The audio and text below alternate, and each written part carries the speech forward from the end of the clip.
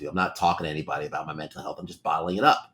Okay, what habits do you have on the weekends? Speaking of bottling up, I'm popping bottles on the weekends. That's not good. You're drinking in excess. You're not talking about your mental problems, and you are a recluse, and you are showing signs of depression. These are all things that impact your gut. These are all things that impact your autoimmune disease and can also be the reason you're in this hospital bed right now. So for that was a huge mirror into, wow, I did this to myself.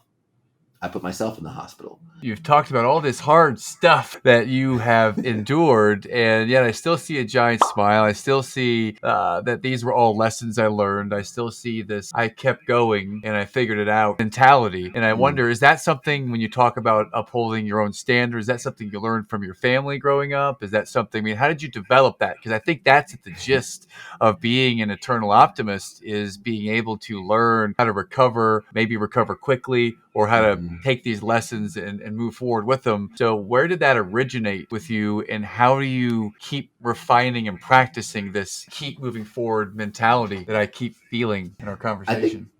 perspective is everything, right, Matt? And fortunately or unfortunately, the perspective I had was, being the child of two immigrant parents, not just two immigrant parents, but two immigrant parents who focused a lot on education. They would work overtime, make sure that I went to a private school, not the public school, because they wanted me to get the best education. Okay. So there wasn't much I could complain about because I would hear stories of my dad in his 20s moving to this country for the first time with his siblings, 10 of them sharing a one-bedroom apartment, right? We're talking it was six adults, Wow. four kids sharing a one-bedroom apartment. My mom studying in Belgium, nursing overseas, being in Belgium, not having heat overnight, sipping whiskey to stay warm. So when I'm coming home from school, like I had a terrible day, there was empathy, but there was also reality, right? There's the reality of like, do you know how much you have compared to what you might not have, right? And I'm also growing up in a neighborhood. I'm on Long Island, Brentwood, Long Island, where it wasn't the richest town, and I lived on a great block, but you know, down the block was a house where the teenage son, sold crack to the mom to pay rent and pay the Wow. mortgage for the house. Then I get on the bus and I get to school where a 17-year-old girl is crying her eyes out because her dad got her the base model BMW, and the football player is selling weed out of the back of his H2 Hummer because it's cool. And I'm just seeing this huge divergence, right? Like this perspective of, man, here are people who have to do this, and here are others who think it's cool. And I remember my parents were like, "Well, we didn't want you to get into drugs and alcohol." And I was like, there was drugs and alcohol at my high school. It was just different. If anything, it was the harder stuff, right? Okay. Instead of the 40s and the blunts, at school, it was cocaine, pharmaceuticals, and Goldschlager, right? Huh. Like they were there, but thankfully my parents taught me to avoid all of that. So it wasn't captivating on one side or the other. I was just taught to avoid it altogether. But that perspective gave me the duality and the reality of when people said, "Oh, if you want more money, work harder." That didn't make sense because I'd go to these classmates' parties and their parents are on vacation in the Caribbean. They're never home. They have this big house, and my parents can't take a day off because they're working overtime for me to even go to the same school. So working harder for more money never like equated to that, but I understood the importance of work ethic. I understood the value of family and education, and being able to see that, it helped me appreciate everything that I have, especially as I got older. I think as kids we take a lot of it for granted. As a teenager, as an adolescent, I know I wasn't always the most grateful of kids. And when I finally got into my 20s, when I had to pay my own bills for the first time, and I realized the reality of life, Mm-hmm. I had a good long conversation with my parents with the gratitude for the life that they gave me because I actually Mm-hmm. understood the weight of it. You said that you had a health issue. Can you talk a little bit Mhm. about how that impacted you? Because I'm not too familiar with ulcerative colitis, and what was that Yeah. like, finding about that and dealing with that?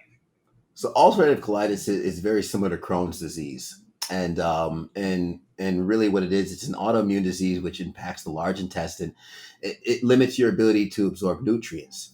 So Huh. at the time, I'm working a job that stresses me out, long hours, not with my core values. And I'm spending the weekends with what little money I have from that job going to the bars in New York and drinking. And then I'm coming home eating fast food 3-4 days a week while my mom has a healthy meal cooked for me. I would just go to my room. I was in a bad mental space. I started having some Yeah. bathroom problems, started, having some hard time maintaining my weight, and I was losing weight, didn't know why, and stomach pains, and it ended up being the autoimmune disease, ulcerative colitis. And after getting diagnosed, I was on meds for a little bit, and after a year or so, the doctor said, "Hey, let's try coming back off these meds." I was medicated, but my habits never changed. So coming off of the medicine, I had a flare up, which is pretty much your large intestines not absorbing nutrients anymore. Your body's attacking itself, and it ended up landing me in the hospital. I lost 30 pounds in 30 days. I don't recommend that workout plan or diet plan for anybody. It's not Ooh. fun.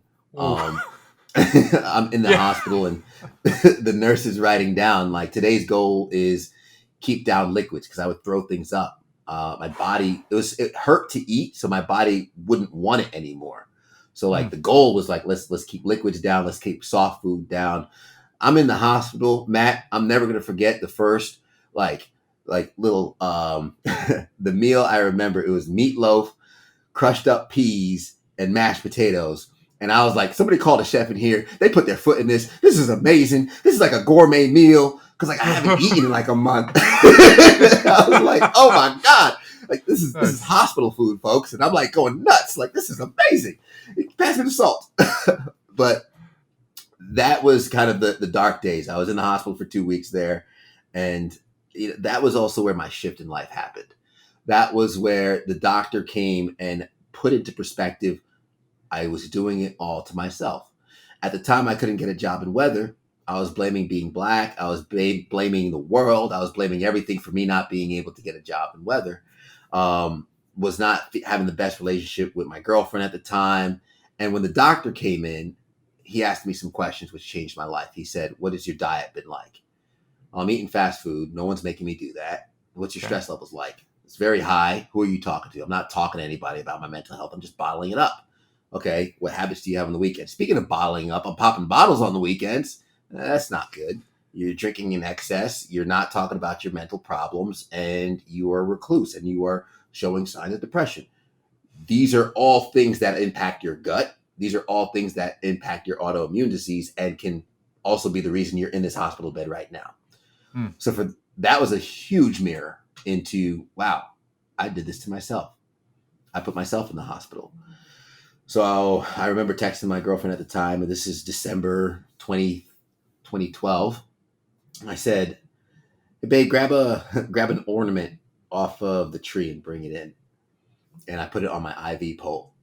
And first, I was working on getting my energy back. When I started keeping food down, I walked the room, and then I started walking the hallways, and I had the ornament hanging off of my IV pole, walking up and down the hallways. And they're like, "What is that?" I'm like, "This is my Christmas tree." Right? Nice. Back above me. This is my Christmas tree. And finally had a CAT scan. The surgeon came in. This was a bad day. This was a scary day. The surgeon came in and they said, "Listen, the steroids aren't working. You've been on morphine for a while. We might have to rush you to Mount Sinai and take the large intestine. Like, it's got to go." What? And What? I'm 23 years old, bro. What? And Wow. Hmm. just so folks know where my mindset was when the surgeon said that, I looked the surgeon in the eye. I said, "Take it. Take my large intestine." Because it was hurting so bad. It was like, get rid Yeah. of it. He's like, complications of the surgery's like, 18, 20%. I'm like, I don't care. Take it. Thankfully, they did a CAT scan the next day. Steroids showed that they were working. Large intestine intact. I'm good. I got discharged a couple days later. But going home that day, Matt, same Yeah. highway I've been on 100 times, but the grass was greener. The sky was bluer. The clouds were whiter. I had a different perspective on life. And I just remember I'm not seeing things the way I used to see it. I'm different. About a month after I got discharged from the hospital, a month and 2 weeks, I'm on top of a mountain snowboarding again. I was working out again. I wasn't drinking as much. I was practicing healthy habits. Huh. And pretty much a year later, I was accepting my dream job to be a meteorologist and start my career.